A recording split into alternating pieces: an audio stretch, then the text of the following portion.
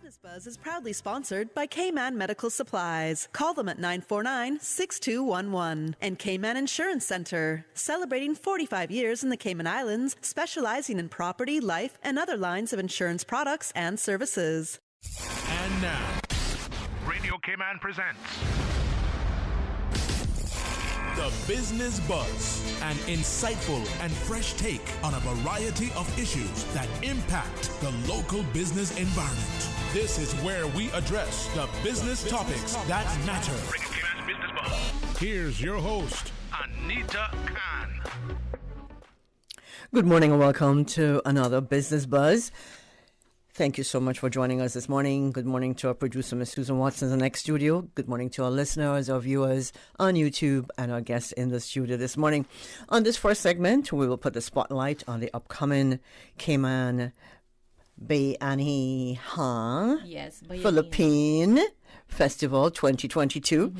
And following the news break at 8, we will hear from the Cayman Islands Tourism Association. So right now, let's hear from our studio guest about the upcoming Cayman Bayanihan Philippine Festival. Good morning, everybody. Hi, good morning. Thank you. I almost have an almost full house. Almost. One missing person. But in the meantime, I'll let you introduce yourselves. Yes. Hi, everyone. Good morning. This is Michelle. I'm the Community Relations Officer of the Filipino Bayanihan Community Group. Yes. Good morning, everyone. Thank you for having us. My name is Sunny D. I'm the Executive Secretary. Good morning, everyone. My name is Dion, and I am the president and founder of the organization. No, you're the guy behind the whole, the whole celebration. Sort of. So it was good to have you in the studio this morning. Actually, I heard you yesterday on with Sterling Dwayne Banks. Yes. And I heard you had so much fun. And I'm like, okay, I'm going to be part of that fun today. Am I pronouncing the festival correctly? Bayanihan. Yes. Bayanihan. Yes. Bayanihan. Okay.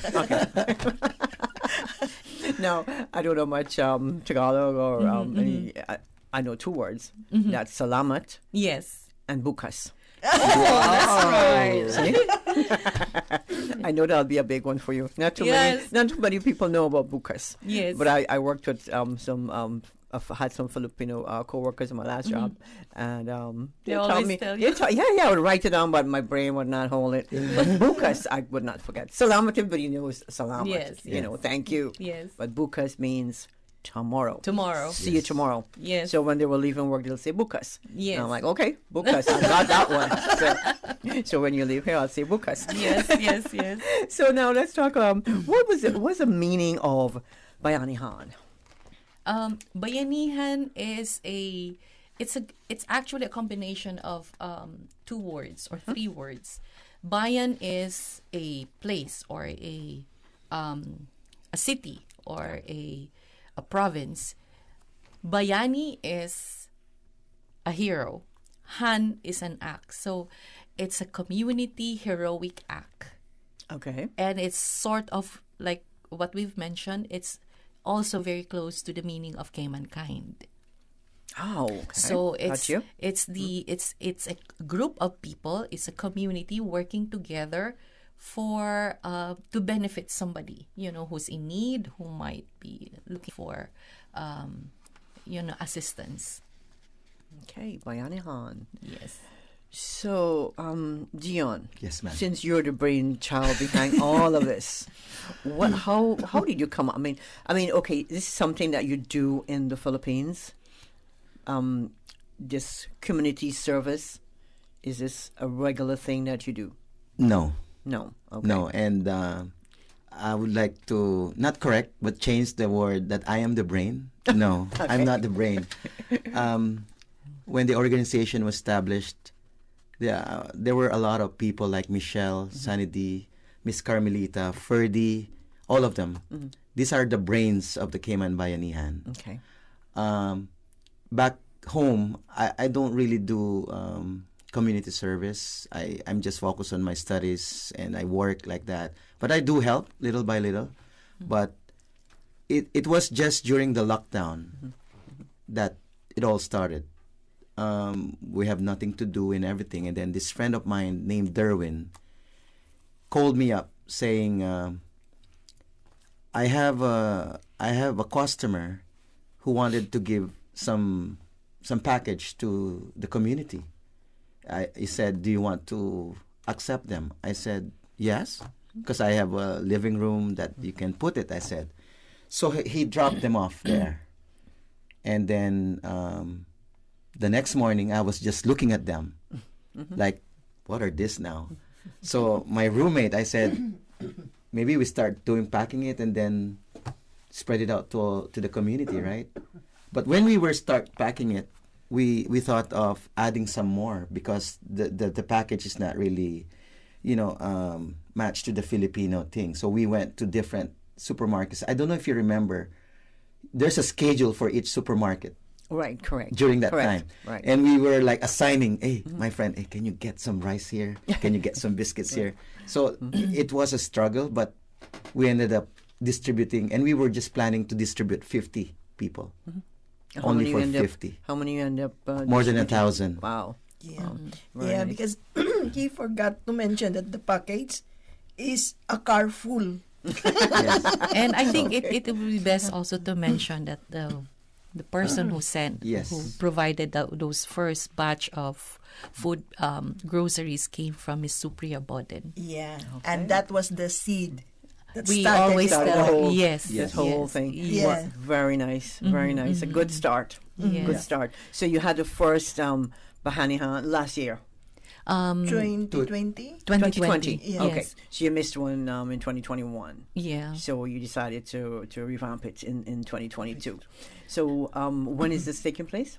This festival is taking place next Sunday. Next Sunday. It's July 3 at 5 o'clock. It starts 5 o'clock and roughly will end around 9 o'clock in the evening. So it's the 4 hours entertainment, fun, fiesta, festival, colors, music, and Food. food. There's got to be food. Yes. You know, Yes. Any event, there's got to Yes. be food. Yes. Even if it's a meeting, a business meeting, it's got to Yeah. be food. Yes. Yes. Yeah, so that's why when they call there's a meeting, I always ask, Is there food? Yes. It has to be. That's our bribe, for her to come. But that's how Filipinos are, and I think most of any parts of the world, when you have festivities, when you have fiesta, food is there, music is there, drinks, nice, colorful, decorations. That is expected on this event, but we are going to focus more on the two biggest and the grandest festivities in the Philippines. It's known all over the world, and one of them is Sinulog, which is the grandest festival in the Philippines, and the other one is the Ati-Atihan, which is the mother of the festival in the Philippines. So, Ati-Atihan. yeah, Ati-Atihan. Ati-Atihan came from the word ati. It's the So your original. aunt? No, it's it's Ati? an ATA, A-E-T-A, and ATA, it's kind of like a negrito. yeah, it's the Aboriginal Filipinos. It's the original Filipinos actually. Short, dark skin, curly hair, flat nose. So until now, most of us are still short. So so to celebrate, because this tribe has this fantastic music. It just only comes with drums and the beats of the drum, and they dance like you can never sit on the chair when you hear the drum beats. And they use that as a festival, wearing that painting our body with dark paints or the black paints, wearing this bright colored clothes. It becomes really with the music and the dancing and the how they do the dancing. So are you going to have any of this tomorrow? I mean, tomorrow, on July Sunday. 3rd? Yes, Yeah, yes, Yes, definitely. definitely. Just to give you an idea of the ATA thing, You have you seen The Gods Must Be Crazy? Yes. That guy. Yes. That guy. Oh, Yes. I love that movie. Yes. So Okay. that's how the original Filipino looks like. And like that kind of outfit too is the outfit that, you know, the Eta. the Etas usually wear. So, but it comes with these bright colors. It's not like just neutral colors, but I don't know, it's innate with Asians to have this orange, Red, fuchsia green, pink, colors. everything. red, colors. blue, and green. So that's how they incorporate everything and created this world-renowned Philippine festival. It's actually the first world-renowned festival before the Sinulog. A lot of tourists usually look forward to that January festival. Yeah. It's filled with, and it's the whole day street dancing. Yes. Sounds like a party. It's really a party. And very nearly like the Batabano thing. It's like the Batabano thing, but this one really starts in the morning and ends in the night, in the evening, and it's just plainly dancing and the beat of the drum. I'm pretty sure it goes on to the next day. Yeah. Right? Well, Yeah, it's because actually a week long. Week long. Yeah, it's a week celebration. long. Yeah. Yeah. So the Bahanihan would have incorporate a little bit of this, Yes. but So- a little bit of the both. a little bit of both, but what we did is, aside from featuring these two big festivals, we also showcase the beautiful dance, the Filipino Muslim princess dance, which is very, very, should I say, you will be in awe because you will be dancing in a bamboo pole. Yeah. in a bamboo pole. Yes. Oh, so how big is this bamboo pole? Maybe like bamboo around size. four. Okay, because I'm thinking she's got to be thing. really skinny to be dancing. Well, on that pole. kinda, yes. Okay. But sometimes it's not just her, but you know, as a princess, you have a lady in waiting all the time, holding the umbrella for you. She's also dancing with her. So it's So we'll see some of this. yes. So Okay. and then we also will feature how Filipinos have celebrates fiesta during, in the rural areas. When they do fiestas, and how we do, like, we have a little parade, we have the Kings dancing, and queens. yes, and then they will feature also, like, their Philippines is known for our coconuts, so they will feature the coconut dancers and feature the different kinds of ways that we use the coconut tree, from the roots to the leaves. We will showcase that with that presentation. And lastly, we will also present the what do you call this, the beauties, the Filipino queens. So Are you going to be one of those queens? hopefully, I wish. But they will be wearing, and this is where we will showcase the creativity of all the artists. They will feature different. It's like a when you watch Miss Universe with all those beautiful costumes that will be expected during that event. I can't wait. I missed the first one, so I'm not going to miss this one. On that note, we're going to take a quick break. When you come back, we're speaking with Michelle Dion, and I'm not going to pronounce the surnames, Sunny, and we're talking about the Cayman Bayanihan Philippine Festival coming up on July 3rd. Thanks to our sponsors this morning, Cayman Insurance Center, Cayman Medical Supplies, and Priya's Spa. The Cayman Islands boasts of a long, colorful, and rich history. In tribute to our roots, Radio Cayman, the voice of the Cayman Islands, is pleased to bring you the Historical Vignette Series, brought to you by Rotary Central. For more than 110 years, Rotary members have used their passion, energy, and intelligence to take action on sustainable projects. The Cayman Islands, He hath founded it upon the seas.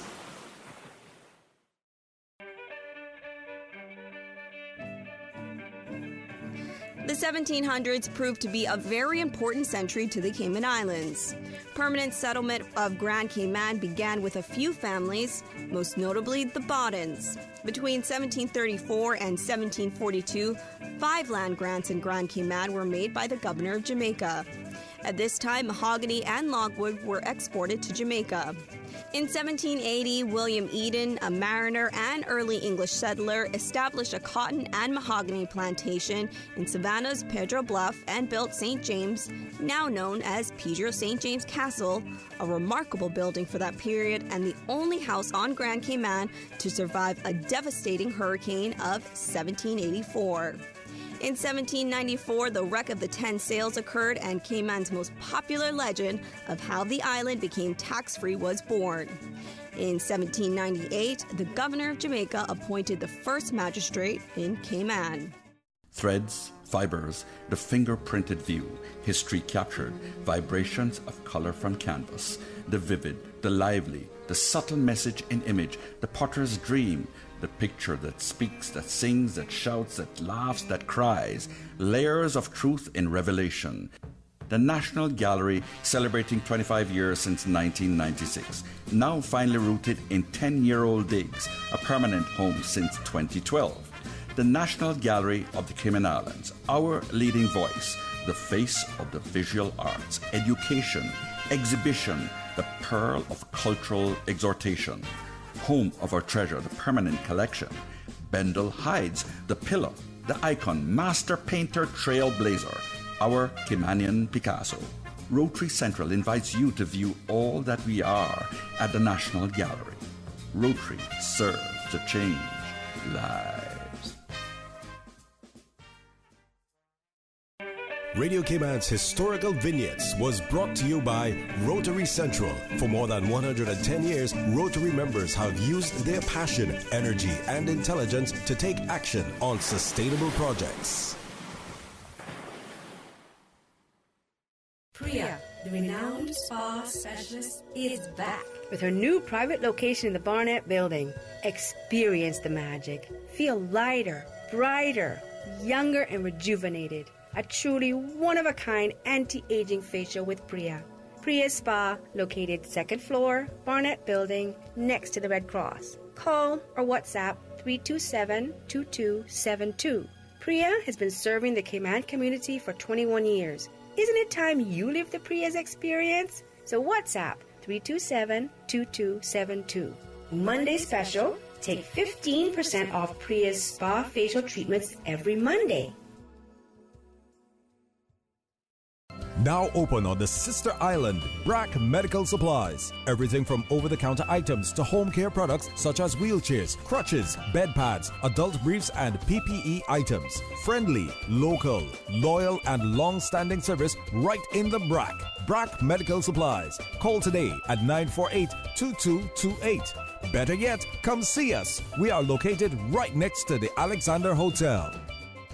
I'm Michael Webster. And I'm Denise Brown of Cayman Insurance Center. Family is not the most important thing, it's everything. And for 45 years, we have worked with the community and their families on protecting themselves for the future. Whether it's providing top-rated life insurance or protecting your family's household investment. From our family to yours, we understand and we care. I'm Denise Brown. Call me at 814-7229. And I'm Michael Webster at 925-5433. We are Cayman Insurance Center, specializing in property, life, and other lines of insurance products and services at an affordable rate. We are Michael and Denise at Cayman Insurance Center. Call today. Business Buzz.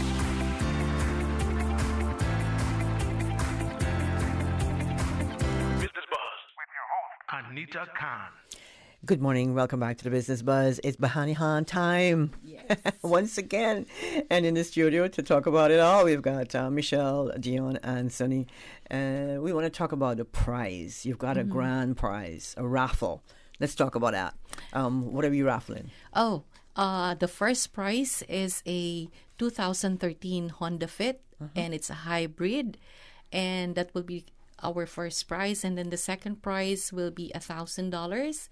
And we will also raffling a lot of consolation prizes. There will be surprises in that evening. So it's not limited to these two major prizes, but we will be raffling also consolation prizes. Oh, so it will be a surprise for all the people that's going to the So festival. how much is the ticket for the raffle ticket? Each ticket costs $25, Okay. but it will go to a good cause. Okay, and speaking about that, a portion of the proceeds will go to which organizations? It will go to Cayman Islands Cancer Society, and also we're also giving the proceeds to Meals on Wheels, and part of the proceeds also will be put into what we call Kabanang Pinoy, or it's the Filipino chest. We use this to also provide assistance to Filipinos who are in the hospitals, who need medical assistance. In the Cayman. Cayman Okay. Islands, yes, where some of them have like big medical issues that they already max out their insurances, so we provide assistance to them as well. Very good. Now, is there an entry fee to the event, to the Bayanihan? They can go there for free. So I can come from 3 to 9? Yes. Absolutely free. Bring all the kids from the neighborhood? Yes, Okay. yes. So we're inviting everyone. Everybody. It's free. Absolutely free of charge.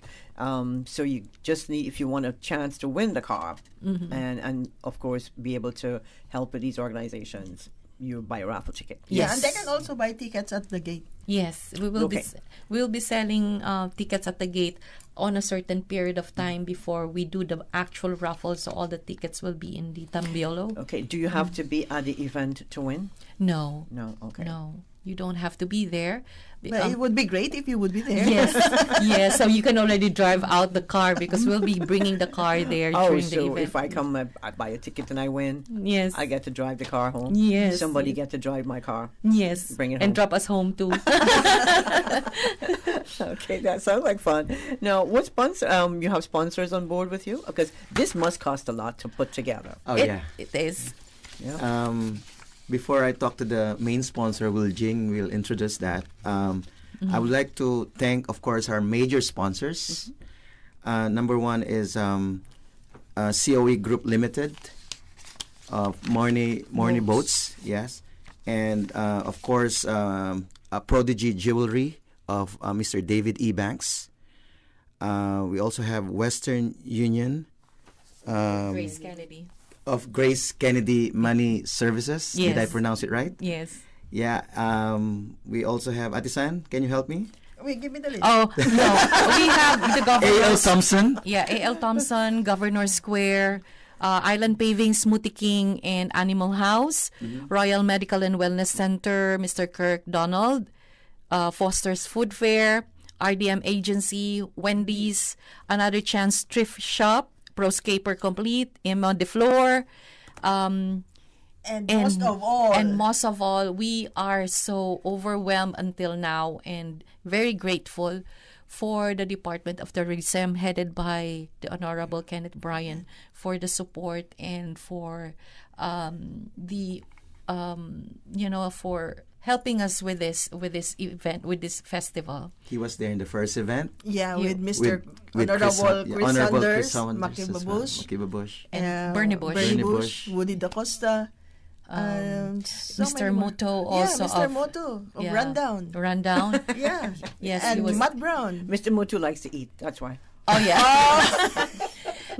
Yes, he's supposed to be invited, but he's off the island right now. So, when they saw this festival, they told us last year that once you're doing it again, please let us know. So when we reach out to them, the Cayman government also provided assistance for us to Very good. Very yes, nice. yes, Very yes. nice. Yes, that's why you're so excited right Yes. now. Oh, yes. Just kidding. Yeah, it pulled a lot when the Honorable called us. So I said, oh, thank you. Yes. But we will also be honored and willing to provide assistance anytime that they need us with whatever promotional and whatever activities they're having. We're behind them all the way. You know, I'm sitting here thinking we have 100 and roughly, according to Forbes magazine a couple of years ago, we have approximately 139 different nationalities living and working in the Cayman Islands. Wouldn't it be great if everybody had a festival? Yeah, that's Yes. what we're thinking this coming But Christmas. this Christmas, it's Oh. already part of our plan. Yeah. We will have an international Christmas extravaganza. Oh. Yeah. This is what you're seeing now, this coming July 3rd, is just a peep of what we're going to do this December.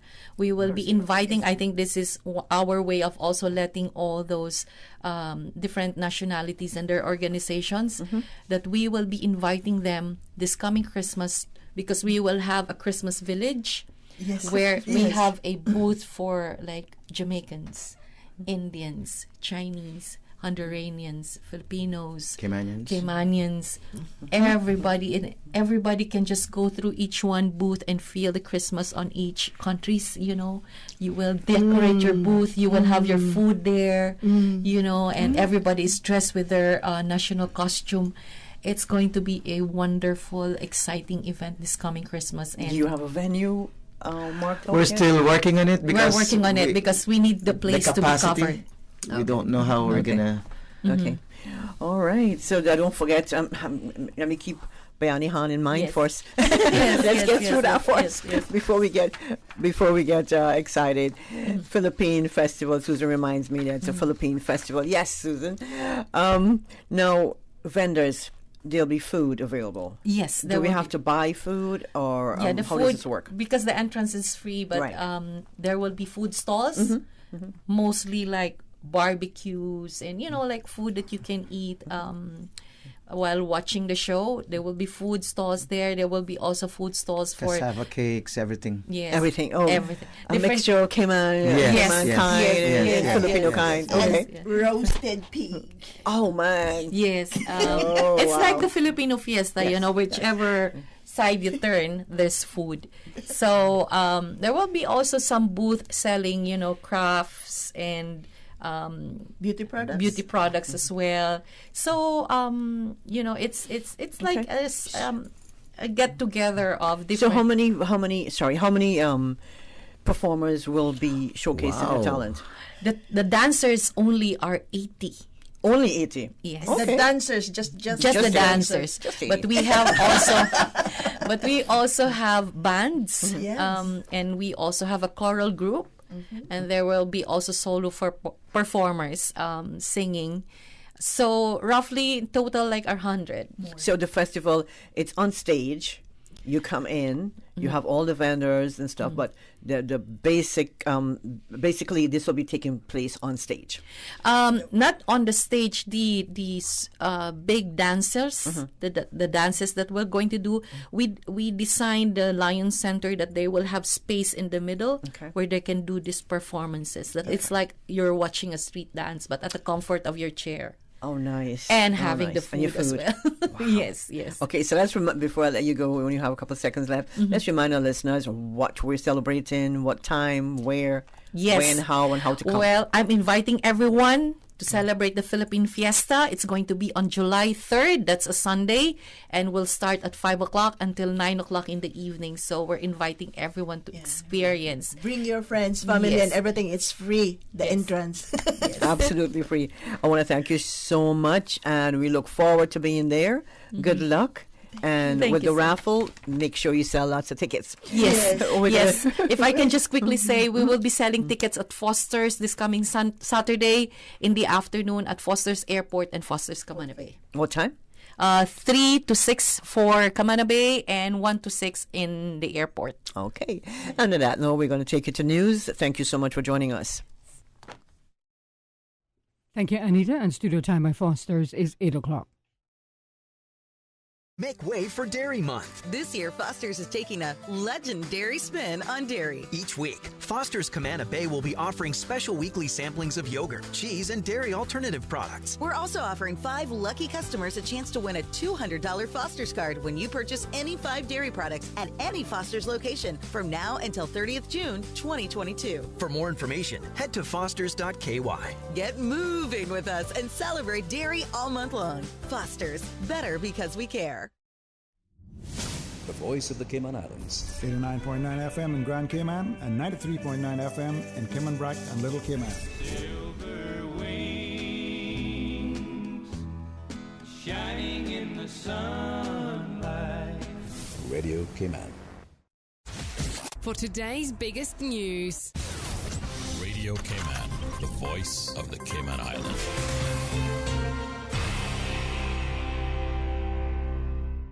With your latest news, I'm Carsley Fuller. A 25-year-old Georgetown man heads to court facing 5 charges: conspiracy to supply a controlled drug, conspiracy to possess firearms, possession of ammunition, and 2 counts of threats to kill.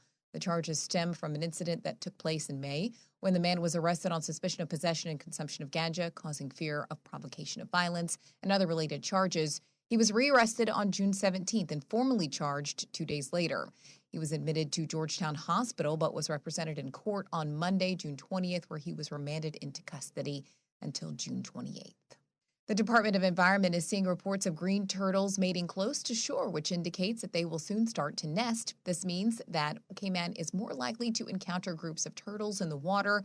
The DOE says it's important to give them space, as mating turtles are very easily disturbed. It is illegal to disturb sea turtles if they're mating, and this reduces opportunities for fertilization and nesting. If you see a turtle being disturbed, you can call the DOE on 916-4271.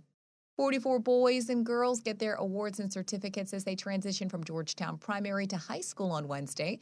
Minister for Tourism and Transport, the Honorable Kenneth Bryan, was the keynote speaker who shared a few encouraging words. You each have something great to offer the whole world. You just got to find it. And all the lessons in the time that you spent here at Georgetown Primary School have been helping you to prepare for your future and discover what your special talent is, just like it did for me when I came to this same school. Audio there courtesy of CIG-TV. Family and friends enjoyed performances by some students, while special awards were handed out for various areas of achievement, including community service, Student of the Year, and music. In regional news, Panama's security minister said Wednesday the number of migrants crossing the dangerous Darien Gap has, quote, grown substantially. Juan Manuel Pino said that so far this year, 46,000 migrants have been registered compared to just 26,000 detected in the same period in 2021. That year, the total of 133,000 migrants passed through Panama, suggesting that this year's total will be even higher. The majority of the migrants last year were from Haiti, while authorities estimate the largest group this year are Venezuelans. The government of Panama has approved $4.9 million in funding to feed the migrants. The roadless, jungle-clad Darien Gap runs between Colombia and Panama, plagued by wild animals, swollen rivers, rough terrain, and thieves. The gap claims many lives. Now with a check of international news, here's the BBC, which will take us out of the newscast. I'm Carsley Fuller from Radio Cayman's newsroom. BBC News with Neil Nunes. Rescue teams in southeast Afghanistan are struggling to reach a remote mountainous area hit by an earthquake that's believed to have killed more than 1,000 people. Officials said communicating with parts of Paktika province, the worst-hit area, was especially difficult because Wednesday's quake had brought down mobile phone masts and power lines. European Union leaders are expected to make Ukraine an official candidate for joining the bloc at a summit in Brussels later. Ukraine applied to the EU after Russia invaded in February. The process of full membership can take years. Germany has declared an alert over gas supplies because of dwindling deliveries from Russia. The Economy Ministry has put the country on level 2 of a 3-stage emergency plan. The military authorities in Myanmar have moved the deposed leader Aung San Suu Kyi from house arrest to solitary confinement in prison. Ms. Suu Kyi was ousted in a coup last year. She's being tried on charges which have been widely condemned as politically motivated. The head of intelligence for Iran's powerful Revolutionary Guards has been dismissed. It's unclear for now why Hossein Toib has been replaced, but there's recently been a series of unexplained deaths of military figures and researchers associated with the Revolutionary Guards. British police have charged 2 people from Nigeria with trying to bring a child into the UK to harvest their organs. The man and woman are due to appear in court in London later on Thursday. A new report by British MPs is heavily critical of the international aid sector for not doing enough to tackle racism. The International Development Committee says fundraising appeals often portray aid recipients as helpless and in need of saving. BBC News. Stay in touch with Radio Cayman for the latest in news and information. Follow Radio Cayman on social media, Facebook, Instagram, Twitter. Download the Radio Cayman app or log on to our website, www.radiocayman.gov.ky. Radio Cayman, your voice, your choice, your radio. At Kirk's Home Center, we can make your life much better. We got it all together. We got a great deal in store for you. From cookware to stereos, from power tools to plumbing supplies. Yeah, we got the best goods with the best price and a service to make you smile. At Kirk's Home Center, we got a great deal in store for you. Attention, micro and small business owners. The Cayman Islands Center for Business Development invites you to its Raising Capital Forum. The forum is intended to provide micro and small businesses with information on how to raise capital and know what is available in the financial landscape, funding options, and requirements. The forum takes place at the Marriott Beach Resort, Thursday, June 23rd from 4 to 6 p.m. To register, go to the Cayman Islands Center for Business Development website at cicbd.gov.ky or email cicbd@gov.ky, or you can call 345-244-8009. The 8:12 a.m. weather report brought to you by CG Britcay, where people come first. Good morning, everyone. Hello? Hello? Oh, sorry, I was on mute. Okay, I see we have just about everyone, and of course Tom drops off, as per usual. Let's just wait a minute here. He always comes right back, and we're almost ready, and... oh, whoever's dog that is, please go on mute. Why won't it let me share my screen? Okay, looks like we're ready to start. We're like a video conference with no technical issues. CG Britcay. Good like that.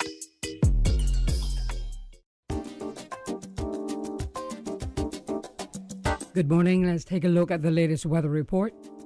Current temperature is 81 degrees. Relative humidity is 77%. The barometric pressure is 29.91 inches and rising. The winds are calm. Overnight low temperature was 78 degrees. Synopsis indicate light easterly winds and seas are expected to continue across the Cayman area as a high-pressure system moves over the western Atlantic Ocean on weekends. Satellite images show a few low-level clouds in and around the Cayman Islands drifting towards the east. Forecast for today, mainly fair skies with a 30% chance of afternoon showers, and temperatures will be into the upper 80s today with a heat index of 98 degrees Fahrenheit. Winds will be east to northeast at 5 knots or less, and seas will be slight with wave heights of 1 to 3 feet. Tonight, mainly fair skies with a 20% chance of showers, and temperatures will fall to the mid-70s tonight. Winds will be light and variable, and seas will be slight with wave heights of 1 to 3 feet. We're presently at a high tide, and the next low tide will be this afternoon at 12:40, and a high tide again tonight at 7:25. Sun will set this evening at 5 minutes past 7 and will rise tomorrow morning at 5:50. And the outlook is calling for similar weather conditions through Saturday night. The 8:12 a.m. weather report brought to you by CG Britcay, where people come first. Head east on Cove Road. Sharp left on Church Street. Sharper left. No, your other left. Did I say left? Nope, you missed it. Okay, I'm lost. With money-saving bundling options for home and motor, we're like a GPS that doesn't steer you wrong. CG Britcay. Good like that. Let's stop and ask for directions. During these unprecedented times, Radio Cayman, the voice of the Cayman Islands, is pleased to bring you the Cayman Strong Series. The Cayman Strong Series is brought to you by OnCourse Cayman. Visit oncourse.ky to view a full list of wellness services and their qualified team. OnCourse Cayman, health, wellness, and happiness.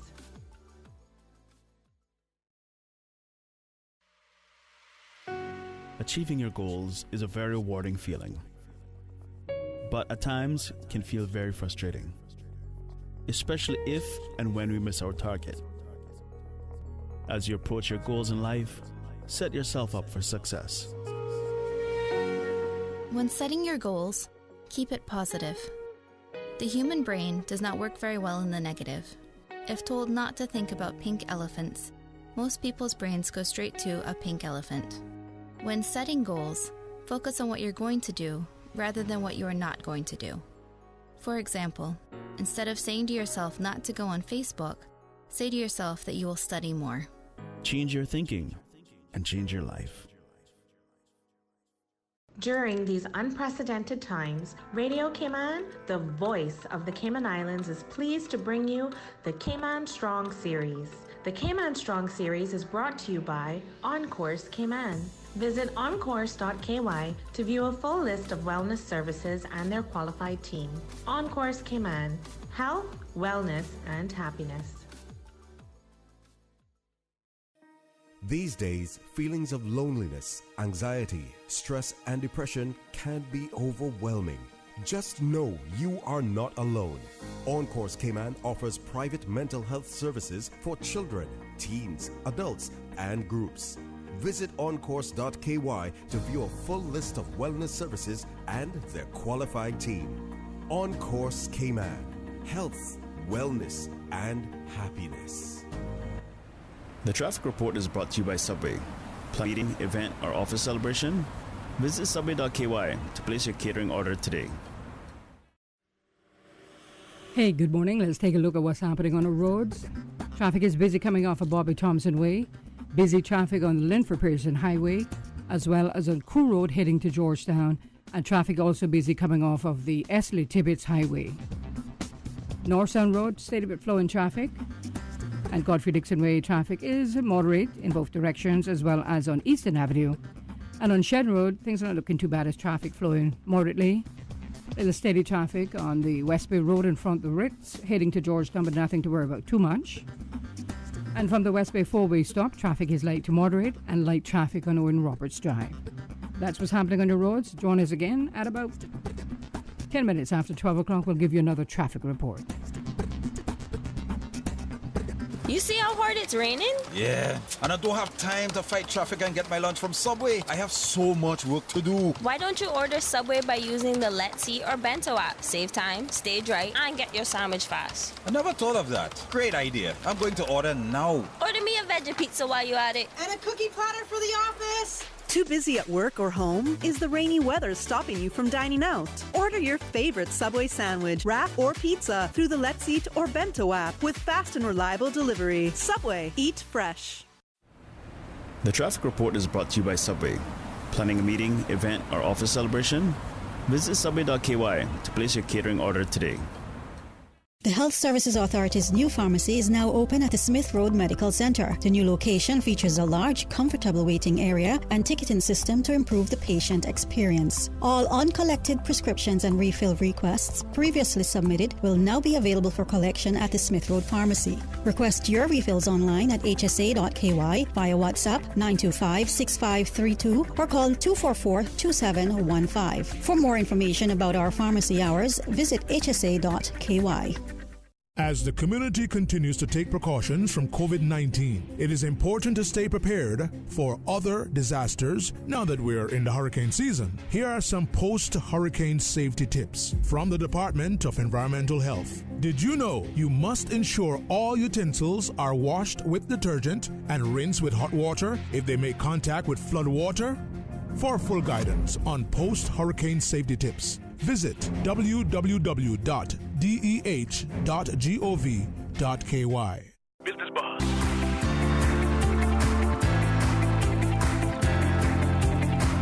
Business Buzz with your host, Anita Khan. Good morning. It's 16 minutes after 8 o'clock. Welcome back to Radio Cayman's Business Buzz. As promised in this segment, we're going to have a lovely chat with Mr. Jay Hart. Jay is the Executive Director of Cayman Islands Tourism Association, fondly dubbed CITA. And we have Vice President of CITA, Mr. Troy Leacock. We'll hear more about the organization and relevant topics related to the tourism industry. Good morning, fellas. Good morning. How are you for both? having us. It's a beautiful day. Yes, Jay. Where's my coffee? I didn't know. Sorry, I apologize. Next time, I promise, I will bring coffee. I'll hold you to that. Well, you got to invite me back more often then. Well, we'll speak to our producer. She's the boss. She's in charge. Morning, Susan. No, Troy. Oh, let's pick on Jay first. Jay, yes, pick on Jay first. COVID 2019. I mean, we're still going through some of the drags of it, if you want to call it that. But you took up the position, we were talking about that a few minutes ago, as the executive director of CETA, 3 months before we went into lockdown? Pretty much, yeah. It was about 4 or 5 months before the lockdown. Look at you now. Yeah, the last time you were here, it was right after 2020. Was that last year you were in the studio? I think it was here last look at you year. now. You're so relaxed. Oh, yeah, I don't think that's the case. we're actually we're doing great. I mean, the office is doing well, I should say. But, tourism business is not back to normal yet. It's not there. We've got a lot of businesses that are hurting and a lot of businesses are doing really well. We've got maybe 50% of what we were doing in 2019 numbers. And I understand that 2019 was our best year ever, so it's difficult to compare. But it's our last year that we have on record to use, so we have to use it. All right, before we get into details, into those details, let's talk a little bit about CETA and the primary function. Yeah, we're a membership-based organization, and we're a nonprofit, a registered nonprofit. We're here to represent the industry to government about tourism-related matters. Hands down, that's how what many we do. members? We got about 300 members on the books. Yeah. Okay, on the books. Okay. Now, Troy, good morning again. Good morning. You are the executive director. No, he's the vice president. I'm the vice president, and also one of the I'm sure water you won't mind sports. being the Austin. You got a promotion. No, I get elected. That's the difference. Sorry about that. Yeah, it's been a long morning. All of our board are volunteers, so that's a great thing as well. And we have in powerhouses in the industry. Troy represents water sports industry, and he also has a restaurant, so he's a double dipper in the membership. And our membership are not individual; they're businesses. So it's 300 businesses that are members. Do you have a vested interest, Troy? Yeah, absolutely. I've got two businesses that rely almost exclusively on tourism. So, and it gives me an interesting perspective. My main business is a water sports business, Crazy Crab. Oh, you're Crazy Crab. I am Crazy Crab. Yes. You know the Crazy Crab in SpongeBob. Yeah, kind of. Yeah, exactly. Yeah, I think. And then I also have Vivo Restaurant, so I kind of have that perspective of two different businesses that rely on tourism. And so I'm one of the water sports directors, and I'm also the vice president of CETA. So, yeah. So you really had a hard time during lockdown, even after lockdown. How was it for you? It's much better than it was a year ago. It really, unless you were part of it, it was really hard to comprehend just how bad it was. I mean, our revenues, when we talk about a recession that might be coming up, and we're talking about we might have, 2 or 3% recession. Well, the tourism industry as a whole, but particularly the water sports industry, had a 97% recession. I mean, we were down into the revenues of 2 and 3%. We received some financial assistance across the whole range of programs from government, which really was a lifeline and literally kept businesses alive. So those of us who have survived are very thankful because business has resumed. The challenge that we have is the level of business that has resumed, because the reality is that we still have our foot on the brake. We have not taken our foot off the brake and pressed the accelerator in terms of visitor recovery. We actually still have our foot on the brake. And I think as long as that continues, it's going to be very difficult for businesses to move from loss-making into profit-making and build the cash reserves that we need. So we're kind of as I said, we're very thankful for where we're at, but we still have a long way to go. We talk about the long road to recovery, and we're probably halfway through where we need to be. For that. There's a long way to go. Yeah, exactly. And that's. But as Jay was starting to say, generally in the tourism industry, when we survey our members, we get the indication that we're probably around a 50% recovery of revenues compared to 2019. That syncs with the level of visitor arrivals that the Department of Tourism are indicating. But within that, there's a wide range of performance, both by industry. So water sports is at the low end, restaurants might be at the higher end, accommodations might be in the middle. But then even within sectors, then some businesses are doing better or worse than others. If you're 100% reliant on cruise, then you're probably struggling. So that's kind of because you have one ship per day. Exactly. Two sometimes. And what's really difficult is that, like before, it's how the business is, right? You might be really busy today and then nothing tomorrow. So you have, in order to take advantage of the business today, you have to have, let's say, 6 crew in order to run 3 boats. Max but out. Then tomorrow you have no business. So not only is the level of business difficult, it's how it actually comes in stops and starts, and this week and next week. Same thing in the hotel industry. They may have a large group this week, so they're like full, and then next week there's nothing, and of course that ripples all the way through to earnings for employees and everything like that, so that inconsistency, that stop-start, that level is making it really, really challenging for the recovery. So, Did you have to let any of your employees go? Oh, yeah. I mean, we had pre-COVID, we had 10 employees. We really retained 3. Now we've rehired several of those and hired some new people. The challenge, like I said, that we're really having is how do we maintain those? And we're staring down the barrel. I mean, anybody in the tourism industry, September, October is almost like lights out. If you remember, some restaurants close and things like that, right? Yep. It's like the difference between September and October and March and April is like night and day. I mean, it's like, so we're facing down the barrel of that.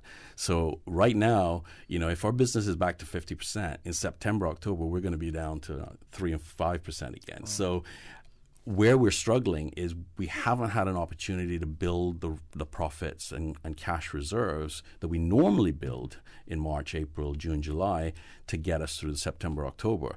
So what a lot of us are struggling with is how much recruitment do we do? Can we take that chance? What are we then going to do with the employees? Are we going to lose them again? And a lot of these employees are Caymanians that if you lose them again in September, October, back to construction or back to other industries, are we going to be able to get them back for December? So the challenges that we have as individual businesses and as an industry are huge. It's not like, okay, that's it, we're reopened, back to business. It's not like that. I thought about it like that. I'm like, oh, there's a cruise ship. Yeah. I saw some visitors swimming in that little cove by the fish market in town. I'm like, I was happy. I was like, I'm happy, But when I looked up, there was only one ship, and I'm like, how does that work? And the ships are running at lowered capacity, right? So that's the other thing. So we have fewer ships, fewer days, at lower capacity. So this is why, as a nation, we think that we're reopened. Well, we're not reopened in that way. We're kind of partially reopened. So, and I mean, is there something holding back a full? Oh, Jay's shaking his head. Oh yeah, finish that for me, Jay. No, there are definitely some hurdles that the government have put in place that to hinder visitation, 100%, and we'd like to see some of those go by the wayside. Of course, we've been asking. We had a recent meeting where the minister and the director of tourism were there, and they heard from our members these things are by having the testing requirement before leaving the island. Or entering the island, so the testing required to enter the island, the proof of vaccination going through Travel Cayman, all of those things are big hurdles. The mask mandate, huge hurdles to overcome, because our visitors aren't used to that anymore. They're in the United States, they're in the United Kingdom, they're in Canada, they're living their days normally without all these wearing a mask or having to go get tested to travel and things like that. So it is a hindrance for our people to come, for our visitors. Yeah, I mean, personally, I go through it and I struggle to see how where we are now with COVID, where someone who is unvaccinated, what risks if they test negative before they get on a plane, what risk are they really presenting? And it's particularly poignant now in the summer, because in the summer we get a lot of visitors from the southern states. It's boiling hot in Texas and whatnot, right? So we see a distinctive wave normally of visitors from Texas in particular. Well, if you look at the statistics in those states, they have a large percentage of their population that's not vaccinated. vaccinated, right? So if you have a 17-year-old in a family of 4, and that 17-year-old is not vaccinated, it's not only the 17-year-old that doesn't come to Cayman, the family of 4 doesn't come to Cayman, right? So I struggle to see where we are now in the pandemic, where that 17-year-old who is unvaccinated, but he takes a test and he's negative before he gets on a plane to come here with his family for 5 days. What risk really is being presented to our society? I would argue that it's negligible to the point of being irrelevant. But those are thousands of potential visitors that would come here in this summer. And I think that that's one of the reasons why we're not seeing what we believe should be the level that we have for June and July. And what makes it even worse is that same family of 4, they're planning their December, their Christmas vacation, right? Are they going to pick a country that doesn't require vaccination to book in advance, or are they going to take the chance and say, well, we'll book with Cayman, but because by then we'll be able to travel unvaccinated? No, I don't think so, you know. So that is one of the major restrictions that I think is still impeding the level of visitors that we were expecting, especially this summer.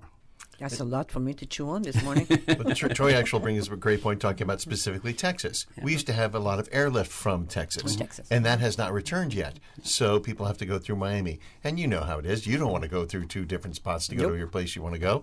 You'd rather have direct airline service. And that's the thing. We need to have the schedule out. We'd like government to issue a schedule. When are we going to get rid of the masks? When are we getting rid of the LFT test? When are we going to get rid of the vaccination requirement to travel? And if we had those in a staggered announcement, say, okay, by June 30th, this is going to, by August 1st, this is what's going to happen. I think we'll get more bookings because nobody books last minute hardly anymore. You're always planning out for weeks or months in advance. So if you have a schedule, say when we're losing these requirements to enter our island, then I think we'll get more bookings, more people making bookings in the future. Okay. Is it we're being cautious, Jay and Troy, that of course, because the rest of the world we're seeing where the numbers going up again. Our numbers haven't changed. You know. Yeah, I mean, you see, I think that for a lot of us, we reopened. Technically, I think we reopened without quarantine on, was it the 20th of January? Well, yeah. Well, I think we started partially reopening in November, wasn't it? Yeah. But for all intents and purposes, September. Yeah. So after the Omicron, it was really February and March that we actually sort of reopened from a tourism standpoint. March is when the first cruise ships. And the last week of March is when the first cruise ships came in. So we've only had a few months under our belt to sort of see where we're at.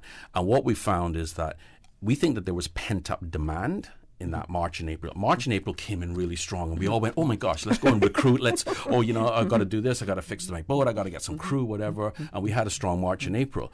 And then as traditional, May dropped off. And then we thought, June and July are going to come back strong because those are traditionally strong months, and they just haven't. And what we're actually seeing is that the level of business for June and July has not been at the level that we anticipated based on what we saw in March and April. And what we believe is that there was an initial pent-up demand, condo owners. Get out. People just wanted to come here. They hadn't been to their condo in 2 years, whatever. Exactly. And what has happened now is we've settled into this kind of not good enough level. But from a nation, as far as we're concerned, we're reopened. But what we don't realize is that we still have our foot on the brake. We're not yet open in a way, so we have got to continue this. We can't just go, okay, job done, we're open, because businesses are still suffering, families are still suffering, and a lot of assistance is completely vaporizing at the end of June. We can talk about that. All kinds of programs that have been in place for 2 years end in June. Okay. And we're staring into that abyss. Hold the thought for me, can you, Troy? You won't forget. We won't forget. I would say I live with this. Stick a pin on it. Okay. We're going to take a quick break. When we come back, we'll continue the discussion. Thanks to our sponsors this morning, Cayman Insurance Center, Cayman Medical Supplies, and Priya Spa. Now open on the sister island, BRAC Medical Supplies. Everything from over-the-counter items to home care products such as wheelchairs, crutches, bed pads, adult briefs, and PPE items. Friendly, local, loyal, and long-standing service right in the BRAC. BRAC Medical Supplies. Call today at 948-2228. Better yet, come see us. We are located right next to the Alexander Hotel. I'm Michael Webster. And I'm Denise Brown of Cayman Insurance Center. Family is not the most important thing, it's everything. And for 45 years, we have worked with the community and their families on protecting themselves for the future. Whether it's providing top-rated life insurance or protecting your family's household investment. From our family to yours, we understand and we care. I'm Denise Brown. Call me at 814-7229. And I'm Michael Webster at 925-5433. We are Cayman Insurance Center, specializing in property, life, and other lines of insurance products and services at an affordable rate. We are Michael and Denise at Cayman Insurance Center. Call today. Tune in every Monday through Friday at 12 p.m. for Radio Cayman's Midday Newscast. Radio Cayman, the people's station, your trusted official source for the latest news. The 12 p.m. news is proudly brought to you by Health City Cayman Islands. World-class healthcare within your reach. Business Buzz.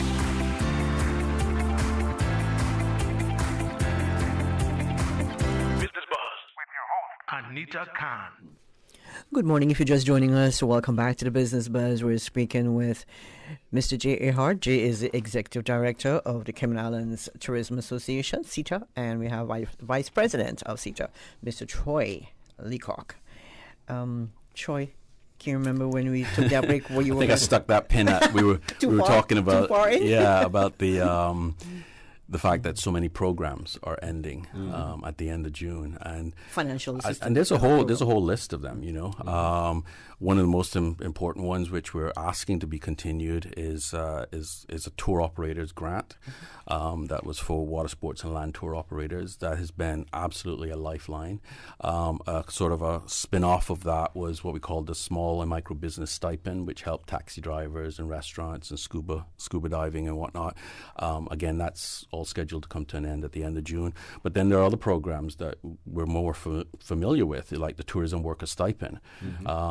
That's scheduled to end at the end of June. The health insurance premium assistance program is scheduled to end at the end of June. The pension holiday is so all of these things that have really enabled businesses and employees in the tourism industry to really survive, they're all coming to an abrupt end at the end of June. But yet we're about to enter our slowest period starting in August. In September, October, we're going to be back to virtually no visitors. And we're all trying to figure out how are we going to navigate those next few months. How are we going to keep our workers employed? How are we going to keep them paid? Are we going to lose them? So right now it's end of June is almost like the witching hour for us in the industry. We're just horrified at what is actually going to happen if some of these programs are not continued. I just got a suggestion for inter-island tourism.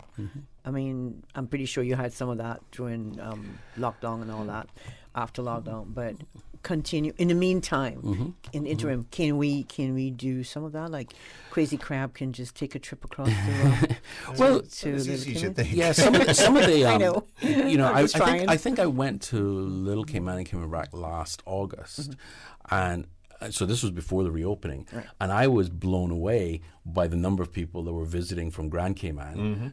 So the sister islands, again, it was like a tale of two economies, right? So the sister islands had some of their best local tourism during the lockdown. So yeah, in September, October, that's kind of traditional as well. But of course, some establishments in September, October, even on the sister islands, they actually close their doors because it doesn't actually make sense to keep your employees, so everybody takes vacation and things like that. And of course, it's our bad wetter season, it's the hurricane season, so we lose trips to. Don't remind me, Troy. Exactly. So we are dreading September and October again this year, But companies are doing literally everything. We learned a lot about just how to survive, how to, as you say, focus more on local tourism, pivot to that. My restaurant, for example, we were probably 80% tourism related, and we had to pivot to the point where we were 100% local. So that forced us to make all kinds of changes. Did you have to drop your prices? Well, unfortunately, as food prices went up, it was difficult to drop prices because it's insane. Worse now? Yeah, but what we did was, we changed menus, we changed our marketing, We changed our promotions and special days and whatnot. So restaurants, in fact, was one of the industries I think that probably was most effective at pivoting. And we thank the community, because I think that there was a conscious effort on behalf of the people who reside here to say, we're going to go out and support restaurants. We're going to go out and do staycations. We're going to go and book a boat tour or whatever. So it literally kept us alive, and we're very thankful for that. And what it's done, even as a water sports business, is it's said to us now, as we recover, let's make sure we do things that we actually keep that local business in place, because again, it's important to have that diversity of revenue streams and things like that. So. It's funny, but a lot of people, like myself, I haven't traveled outside of Cayman since 2019. And I have a plan to go anywhere right now. But I've discovered so many new things in Cayman, things that, I know they were there, but I didn't have time, And I always wanted to go somewhere else, you know. But now I think a lot of us realize that, happiness is a happy vacation is right here. I don't have to think about going through airport, dealing with immigration and baggage and all that. Absolutely. Come back home, you're jet lag and Yeah. But now I see Cayman Airways, we're going to flying to Los Angeles. What? A direct flight? No, I can't do that. I'll be out of here in a heartbeat. Yeah, exactly. But a lot of Caymanians as well bought into timeshare, and we know that at Moritz, for example. I'm not sure anywhere else, but they bought in because they wanted to, I guess, have that vacation here. We're looking at other folks from around the world. Now, a lot of people, they too discovered their own backyard is just as pretty as somewhere else. Absolutely. And they can drive there. Yeah. Gas is expensive now, but it's still affordable for them. We can talk about gas later. But they can discover what they have in their own backyard. So personally, I think that will affect tourism in the long run as well. Unquestionably. Well, if you even look at air travel, right? So domestic air travel, whether it's European or whether it's North American, domestic air travel recovered much, much faster than international air travel. And we depend on international air travel for our tourism industry. So without question, whether it's domestic air travel or whether it's domestic travel, as you say, driving or whatever, it was not just like, okay, we're open now, turn back on the lights and everything is fine. We literally have to rebuild our tourism economy. On our tourism industry. And we're behind the curve with our competitors. If you look at other islands, they actually last year had their best tourism year ever.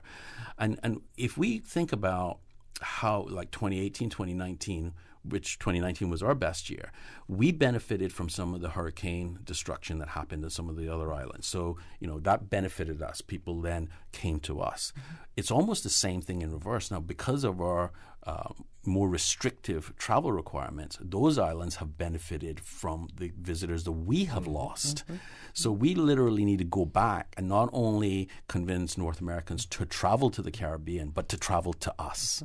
And that's why there's huge amount of work to be done to get back to where we were in 2019. I'll tell you, the Krusty Krab has got some work to do. That's for sure. That's absolutely some serious specials and all the good stuff. All kinds of things. So going back to that financial assistance, Troy, I know you think about all these things. You've got a broad overview and you know exactly. Financial analytical mind this guy's got. I tell you, he's got numbers. Sure, I'm pretty sure he's got his stats. Now, Troy, how, okay, so these are going to end June, come June, end of June. Wait a minute, this is June. Exactly. Exactly. This is June. This is June. Wow. Yeah. I'm thinking June is like next month. No, this is June. We got a few days left in June. We got a few days left. Yeah. Oh my. Yeah. So is anybody, has anybody or a group of people put forward anything to, say, the government to extend this financial aid? Yeah, so the the grant, which was a major program, was proposed by 4 or 5 individuals that from different organizations. And we have once again written to ministers asking for that grant program to be extended. It ran for 11 months, and the June would be the 11th month, and we're asking for it to be extended for another 4 months, just to take us through the September, October, which is that Death Valley kind of place. And CETA is supporting that. CETA was involved, I did it with Jay on the spin-off program of that, which was the Small and Micro Business Tourism Stipend Program. So we're asking that to be continued. We're asking for other programs like the Health Insurance Premium Assistance Program, the Pension Holiday. I think the Chamber has asked for that. And again, CETA is very supportive of the pension holiday. Whether it can be done for all industries or whether it's the tourism industry, it has a major cash flow impact on us, and not only for the businesses but also the employees, because remember we take 5% from the employees' earnings also and put into the pension, right? So it affects them, and the tourism worker stipend. I mean, that's a very, I guess you could say, controversial. It was obviously a major program that benefited almost 4,000 people. And it's important to understand how that played. So as we took employees back on and they were working part-time, they were still receiving the stipend or partial stipend. So what that allowed them to do was to earn a living between the stipend and between part-time work. So they could stay in the industry or come back into the industry because they were still benefiting. As soon as that stipend goes away, that's maybe more than half of their revenue that they've got coming in. And now we're about to also drop into the low season. For most tourism workers, and especially in water sports, more than half of their earnings are gratuities or tips or whatever. So you go into September or August, September, you no longer have the tourism worker stipend, and you're losing maybe more than half of your gratuities. So you're going from maybe bringing in $2,500 a month to now you're down to $600 or $700 a month. So you're now going to think, I can't stay in this industry. So we start to lose the very Caymanians that we brought back into the industry in March and April. They're disappearing. So it's important when the government looks at the worker stipend is not to say you're unemployed, here's the stipend, you're employed, no stipend. If anything, we need to put the stipend into businesses or into people who are employed but are underemployed and under-earning, because it is vital that we keep those people and those businesses alive. We have to do this. If we don't do this, we lose these businesses and we lose these employees. So that come December, we're back in this panic again. Oh my God, we don't have the boats ready. We don't have the buses ready. We don't have the people ready. We have to push through this kind of, famine that we're about to face in September and October. So we need to look at the stipend in a kind of a different way over these next 4 or 5 months than the way that we've been doing it before. And I don't know, whether we have the kind of wherewithal or appetite to do that, but it's really important. So let's look at what Troy just talked about and how much money they're not going to be making, and then look at how much everything is costing much more. You look at the CPI for Cayman Islands that came out for March, 11-point-something% higher than it was a year ago. You've got gas prices that are almost $2 more a gallon than it was earlier this year. You've got all of these things, and you take the pension, which they're taking 5% off of your salary. All of those things add up that you're earning less, and you have to spend 20%, 30% more just to make a living. The pension holiday comes to an end. The end of June. 30th of June. Next week. 7 days, Next week, Thursday. Yeah. Right. So everything is witching hour, right? Like everything just disappears. If it's the perfect economic storm. Yeah, it's literally, because it was kind of like, well, we've been reopened for 3 months, so you got 3 months, we're good. But we're not reopened. We're not, the reality, we've kind of opened the door, but we're not reopened. I'm glad we're having this conversation because a lot of people don't realize, especially when you have a regular job, especially, I'm pretty sure civil servants, we don't really worry about, what's happening on the other side. But it's good that you're educating basically the population about the other sector, the other sector that brings in so much revenue for the country. If you've got a job that pays you fluctual paychecks that come and go with the tide of tourism, and it's difficult to survive the slow, lean months. You have to save from the good months where you're making a lot of money, and we didn't have that this year. And it's important to drive that home, that we didn't have those big economic boom months of the first quarter of the year, even the second quarter of the year. We didn't have it. So no one has reserves. We're actually still depleted from being locked down from COVID time. Wow. And do you have sleepless nights, Troy?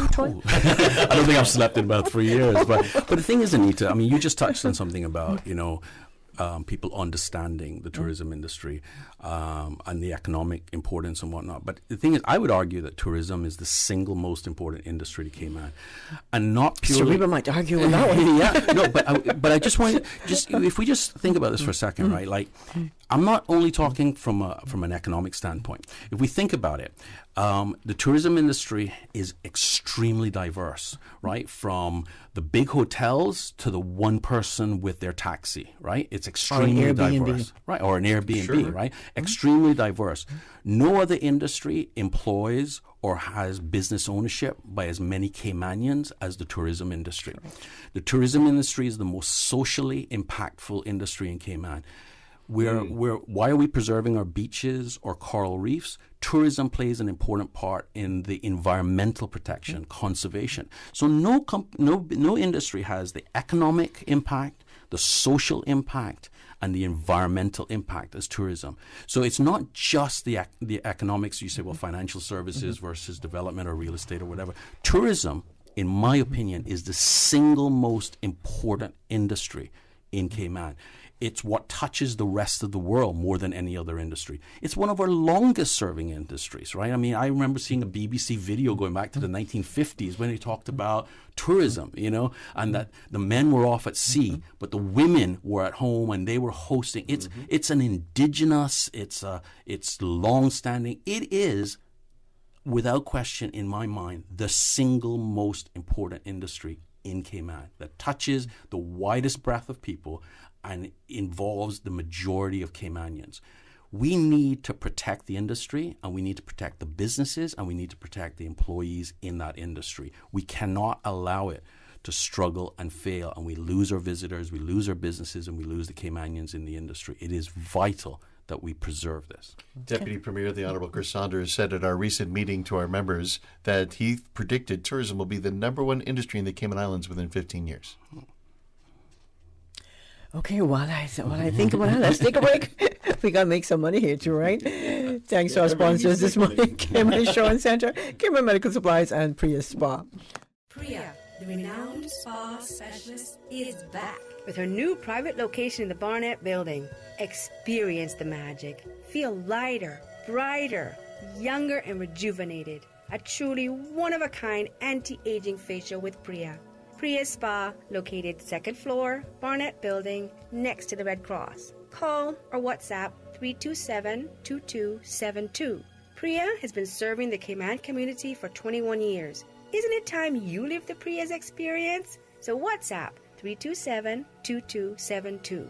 Monday special, take 15% off Priya's spa facial treatments every Monday. If you care about your car's performance and fuel economy, you must fill up at Jose's Escape with the new Pier 93. Experts know that the higher the octane rating, the better your engine will perform. Pier 93 is the highest octane fuel available in Cayman. Protect your car against pre-ignition and engine knocks. Top up your tank now with Pier 93 at Jose's Rubis and enter to win an awesome track bike. But there's more. Jose's offers 2 lateral flow test kits for only $10. The best KN95 masks, 2 for $5, and 10 stylish black surgical masks are only $5. Share the love. Purchase Reflections gift certificates and enter to win the amazing Trek bike. Attention micro and small business owners. The Cayman Islands Center for Business Development invites you to its Raising Capital Forum. The forum is intended to provide micro and small businesses with information on how to raise capital and know what is available in the financial landscape, funding options, and requirements. The forum takes place at the Marriott Beach Resort, Thursday, June 23rd from 4 to 6 p.m. To register, go to the Cayman Islands Center for Business Development website at cicbd.gov.ky or email cicbd@gov.ky, or you can call 345-244-8009. Cayman trees. They're marvelous, ingrained in our heritage. Did you know in the 1900s we were a major exporter of coconuts? More than 1 million per year. Of course, we know about our silver thatch, used for everything from roofs to brooms to hats and mats, and of course rope. To celebrate Her Majesty the Queen's Platinum Jubilee, you are invited to plant a tree for the Jubilee. Let us reseed our heritage in our soil. Join your neighbors for the Queen's Green Canopy and plant 1, 2, 3, or more of our native, endemic, or fruit-bearing trees. Register your tree and leave your green print at www.gov.ky/National Tree Planting, or follow them on Facebook and Instagram. Plant a tree for the Jubilee. Proudly brought to you by the Cayman Islands Government Ministry for Sustainability and Climate Resiliency. Let's green Cayman now. Business Buzz.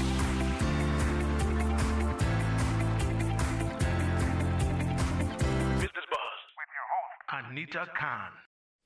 It's 9 minutes until 9 o'clock, 9 minutes until Susan brings you some sweet, sweet music on the breakfast session. And we've got headlines at 9. But in the meantime, I'm speaking with Mr. Jay Earhart. Everybody knows Jay, I'm sure. Jay is the Executive Director of Cayman Islands Tourism Association. And we have Mr. Troy Leacock. Troy is the Vice President of the association. Now, fuel price has gone through the roof, as you mentioned earlier. 7-Eleven for premium. My car is crying. It's time to get a solar power car. Yeah, exactly. Or electric, either or. Yeah. So how does this affect the tourism industry? How will it inevitably affect the industry, Troy?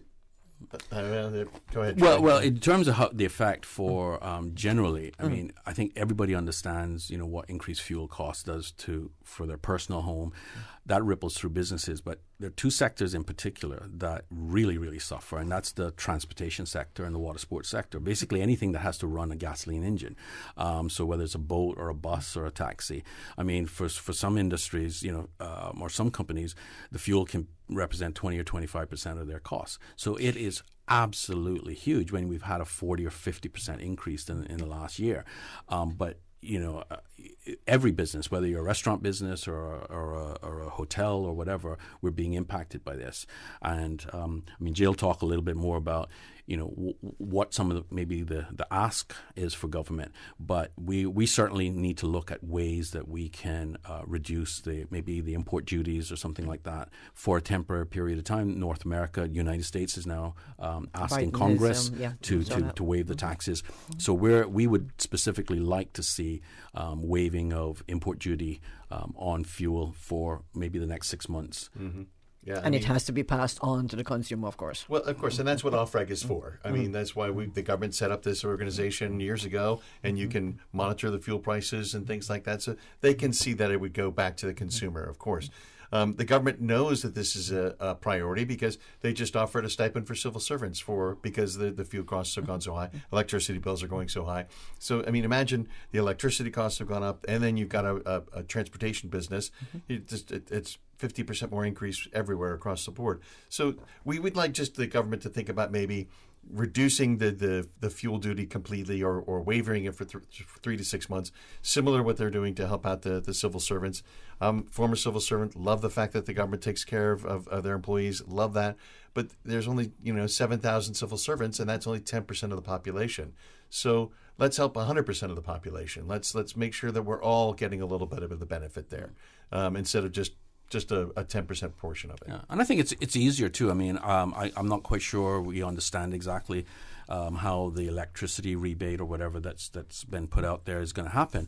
But if we were to simply waive all fuel import duty for the next 6 months, that would have a tremendous benefit, I believe, in across all sectors of society, and would certainly help the business sectors that rely on the transportation and water sports sectors that rely so heavily on the price of fuel for breaking even. So who do we have to appeal to for that waiver? I don't know, but we're writing to everybody, and hopefully a few of the ministers are listening today and considering this. So yeah. Well, of course, and the opposition asked for it yesterday as well. So I mean, I hope this government, and I think this government is different. I know there's a lot of governments that we've had in the past that the opposition said it, so we're not going to listen to them. But I think this is a very inclusive government. I think the PACT government means what the acronym PACT means, and I think they stand for that. So I think they'll take into consideration these kind of things. Yeah, and sometimes it's like when we got the Land and Water Sports Tour Operator grant, it was really going to government and putting the information in front of them and asking for it. A lot of times the solutions are there. It's just that somebody hasn't thought about it. So again, the thing to do is to ask for what you need. And I think that many people don't realize that transportation companies spend so much on fuel. So when we present that information and make the case and say, here is a solution, a 6-month import duty waiver on all fuel, it's kind of like a yes or no. And hopefully it's easy to say yes and budget it, and that's it. It's done. So easy solutions, quick to implement solutions, impactful solutions, that's really what we need. And sometimes it's just putting it together and putting it in front of the government and hoping that they'll say yes. I mean, as Kenneth Bryant, the Honourable Tourism Minister, mentioned that in order to get construction and the development going further on the island, they need to offer concessions. So this is the same kind of thing. In order to continue the economy in the way we're supposed to be going, we need a little bit of a concession here in the fuel duty. Yeah, so it's the same process, same thought process. Yeah. And of course, ask them to please reconsider end of June witching hour on these whole raft of programs. Health insurance. I mean, we do not want to go back to where people are not being covered with health insurance. We do not want to go back to that. The pension holiday, again, whether it's industry specific or whether it's across the board, we need to look at, do we really need to end that pension holiday, or can we extend that for another 6 months or 3 months or whatever, So it's really just raising the awareness that we are not fully reopened, we have not recovered, we've still got a long road ahead of us, and we need to continue the programs that we've had for the last year and a half. We need to continue those programs. Jay, you mentioned, basically alluded to a timeline per se, with regards to fully opening. What do you have in mind? Well, we'd love for the government to say, okay, the mask mandate and the regulations regarding the COVID prevention rules end on June 30th, actually. So there's another June 30th deadline that's coming up. Okay. But so they're either going to extend that or modify or change that, or hopefully get rid of it.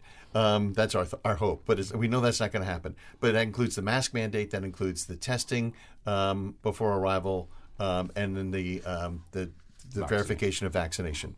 So that's travel came in and all of those things. So we'd love to see that either go by the wayside, but we know that's not going to happen. But at least if the government issues a timeline, okay, by August 30th, you no longer have to prove vaccination. Great, perfect. Then I know that as a visitor that's unvaccinated, I can book my trip in October. And that's the thing. If they have a timeline published that says these things go by the wayside and then full open by December 1st, where it's no restrictions whatsoever, then people can say, okay, I can book my trip to the Cayman Islands based on this information. Yeah. And I think it would really help out with future bookings. As I said earlier, Troy's a numbers guy. He looks at, I need a projection. I need to know how many people I can expect on this time, so then I can have this ready for them, and I'm staffed up ready, and all these things to go. So if we had that projection of a timeline, that would really help out the industry 100%. Yeah. So we'll know that, say, the car rentals have enough cars ready, but we have boats ready. Yeah, exactly. Krusty Krab is ready. Exactly. Yeah. Servers, we've got enough servers. Yep. Yeah, we're crazy, not crusty. You're going like SpongeBob. That's what it is. That's exactly what it is. SpongeBob is stuck in our head. I know, it's right? Krusty Krab. Yeah, exactly. But having that timeline, having that advanced horizon, it's vital for us. Yeah. It's very important. I mean, airlift alone. I mean, we need to know when the airlines are going to be coming. When does that Dallas flight come back? When does that Houston flight expand? When do these flights? When do we start Denver again? Those kind of things. We need to know those things so that we can plan as an industry to accept the visitors and make sure that we give them the Cayman kind and fantastic service that Cayman is known for. Yep. And in the meantime, as we get through the short term, as we're facing the September-October famine, that programs are kept in place. It's just important for government to not think, everything is fine now. We can, we're back to business, because we're absolutely not back to business the way we need it. Well, Troy, speaking not as the vice president of CETA, but as a businessman, as a business owner, you have the mic.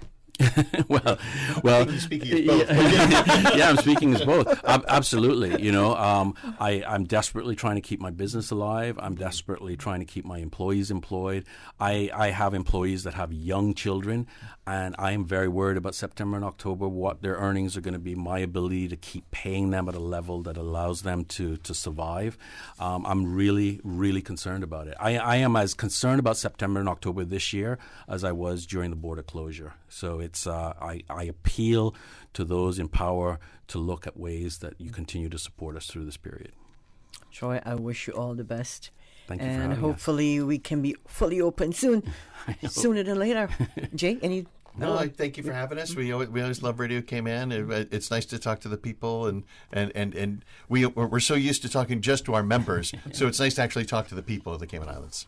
Okay, I got you. Well, you're invited to come back anytime you certainly wish. will. We will. Just Thank you. speak to our producer. I will. And she'll hook you up. All right. Thank you, Jay. Anita. Thank you. Okay. Bye-bye. Thank you, Troy. Okay. Thanks to our sponsors as well, Cayman Insurance Center, Cayman Medical Supplies, and Priya Spa. Don't forget, Brack Medical Supplies, now open in, where else but Cayman Brack. Thanks to our producer of The Buzz, Ms. Susan Watson, our listeners, our YouTube viewers, and management and staff of Radio Cayman as well for letting me have given me the privilege of doing this job every Tuesday and Thursday morning until Tuesday, June 28th, when we bring you another Business Buzz. Please stay safe. Have a wonderful day. From me, your host, Anita Khan. Goodbye. The Business Buzz is proudly sponsored by Cayman Medical Supplies. Call them at 949-6211. And Cayman Insurance Center, celebrating 45 years in the Cayman Islands, specializing in property, life, and other lines of insurance products and services. Continuing the Caymanian tradition. Let Cora keep my ground so clean. The heart and soul of the Cayman people. Thank you for keeping the culture alive. Spread the news every day. From East End to Georgetown, down into West Bay.